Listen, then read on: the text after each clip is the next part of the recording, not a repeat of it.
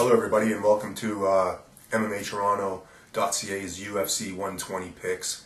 I apologize for making this video so late. I was suffering from a pretty bad cold this entire week, so I wanted to make the video when I felt as healthy as possible. Anyhow, before we get into this, London, England, the O2 Arena, a lot of UK fans and fans in general are saying this card's very weak on paper, blah blah blah blah, all pissed off, but you know what? Don't judge a book by its cover. At least let the event happen first, because in the past we've seen cards that have been pretty weak on paper turn out to be very, very exciting cards, dynamic finishes and everything.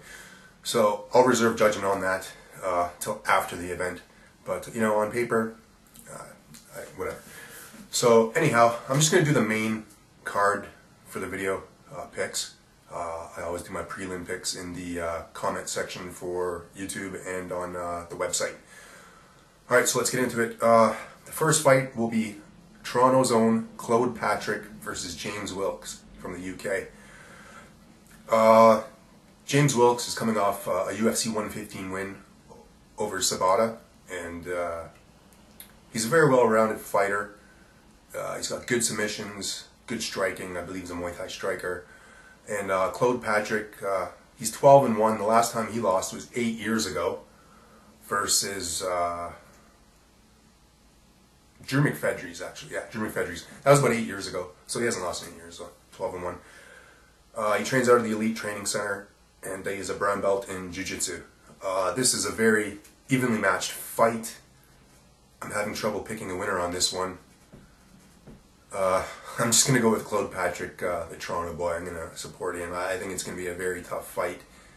I don't see him being able to submit James Wilks because he is very good on the ground himself. So I'm going to go with Claude Patrick via decision. In the next fight, we have Travis Browne versus Cheick Kongo. Travis Browne, he's undefeated. He's got good boxing skills. The last time he won a fight was against James McSweeney at the Ultimate Fighter 11 finale.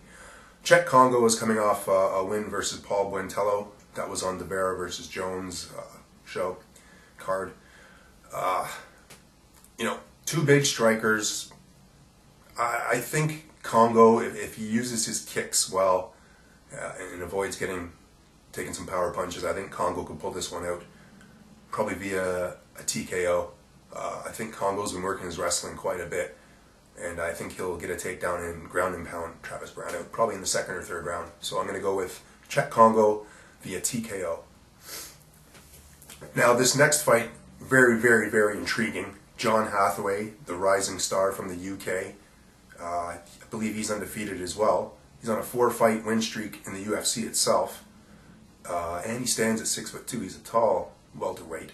And he's going up against Mike Quicksand Pyle. Now, Mike Pyle, he has a wealth of experience, man. He's had a lot of great fights, and I think this is going to be a very tough fight for John Hathaway. A lot of people are writing off Mike Pyle just because John Hathaway just beat Diego Sanchez, who is a fantastic fighter in his own right.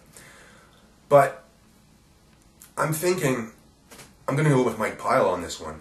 I just think the wealth of experience he's had, he's a grinder. He does what he has to do to win. I just think he's going to take this fight. So I'm going to go with Mike Pyle via decision, because Hathaway, he's got no quit in him. So I think Mike Pyle will probably squeak out a 29-28 or a split decision on this one. It'll be a very good fight. On to the co-main event, which is the fight I'm looking forward to most on this card, is Carlos Condit versus Dan Hardy. I think this has got Fight of the Night written all over it.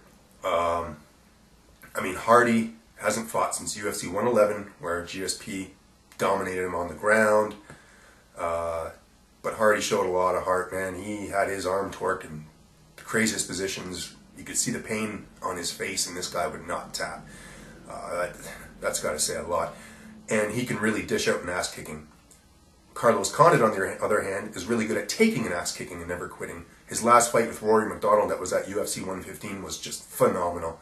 He pretty much got his ass kicked for 2 rounds, and then he really turned up the pace in the 3rd round and won by TKO. A lot of people didn't like the stoppage, but I mean, the fact of the matter is, man, he was just pounding that kid, and you know, I don't really disagree with the stoppage at all. So, man, I think because Hardy's had about 7 or 8 months off since his last fight, and it was really a humbling experience, and it really makes a person, a fighter, dig deep into themselves and really come out a different person. Carlos Condit, I don't see Hardy finishing him because, I mean, it's very hard to finish Carlos Condit. I don't care how good your striking is. So I think Dan Hardy's probably going to win a decision here. Probably another 29-28. Close decision.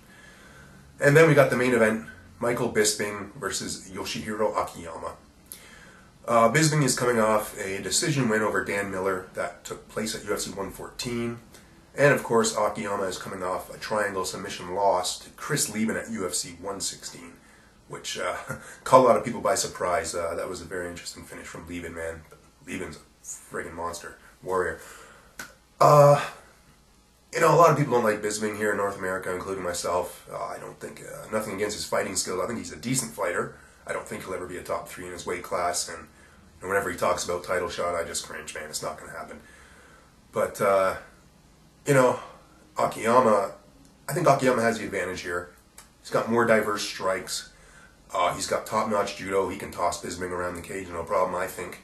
Although Bisping's takedown defense isn't really that bad. But I just think Akiyama's going to come out like a man on a mission because he's probably really embarrassed about his last loss. I mean, there's nothing to be embarrassed about losing. But I think that's how he'll take it. He has a lot of pride, and I think he's going to mix up the striking, surprise Bisping with judo takedowns.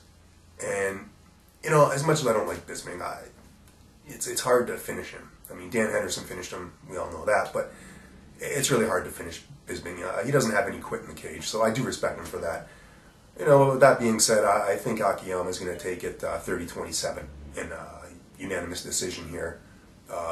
Let's just hope it's not the same judges from the Matt Hamill fight because, you know, we all know what happened then. But that's old news. So anyhow, yeah, that's my picks for UFC 120. So, you know, make sure to comment, post your picks as well. For the record, UFC 119, I went 9 for 11. So that's pretty damn good for my first predictions. So I'm hopefully going to go as good in this one. So like I said, look on the site. I'll post my predictions for the undercard fights and on the YouTube channel as well. Thanks for watching, and stay tuned for more videos. Take care.